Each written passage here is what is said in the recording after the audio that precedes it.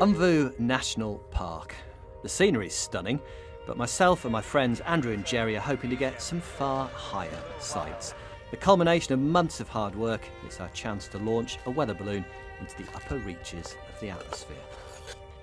When I saw somebody doing this thing of sending up cameras into the stratosphere, I just thought I had to get involved in that. And you know, it's actually a part of the atmosphere that's very hard to get any imagery of any other way, because it's too high for aircraft, but it's too low for spacecraft. So unless you've got something very specialised, these things are the only way you're actually going to get into that region of the atmosphere. And I'm not the only one. All sorts of people are taking cheap, intelligent electronics and putting it together to send fairly sophisticated packages to the edge of space and back. It's great fun, but it also has the potential to provide some very useful science. Our balloon's carrying a couple of HD action cameras, temperature sensors, plus radio and satellite trackers, so we know exactly where it is.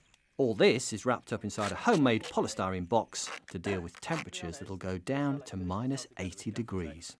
It's a standard 600-gram balloon, latex rubber. When you fill it with something like hydrogen, it expands as it rises and it gets so big that it actually bursts. Well, with all the last-minute preparations complete, it's almost time for liftoff, and the nerves are taking over. 3, 2, 1,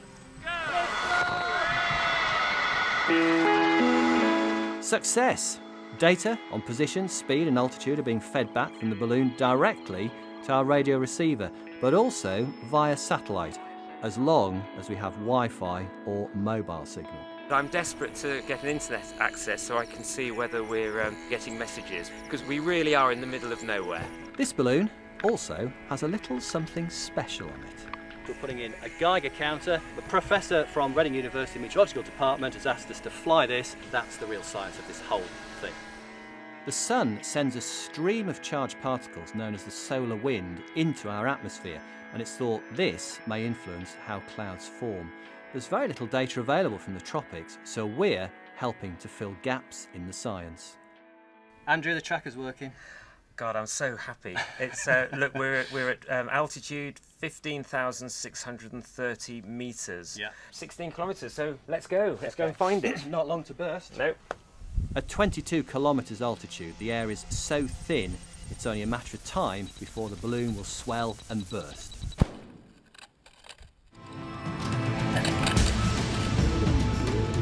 While it's in the air, we can track its location, but once it hits the ground, that's not guaranteed. The chase is on to retrieve it.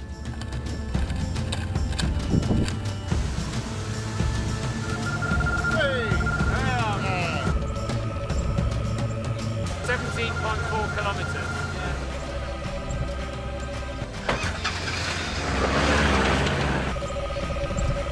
It's at 1 kilometre high.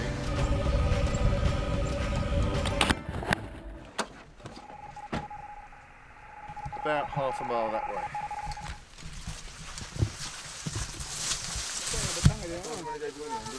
There it is, in the There it maze. is. That is totally amazing. It's always a relief when you find the package, a great sense of achievement. It's taken us over a year to put this project together, but it's worked. Well, that's one project that's come to an end. We want to move to a balloon that actually goes up and just floats at a set altitude. With that, you can get onto the jet stream, you can ride the world's winds. Potentially, we could go right around the world, and that's a bit of a dream of ours.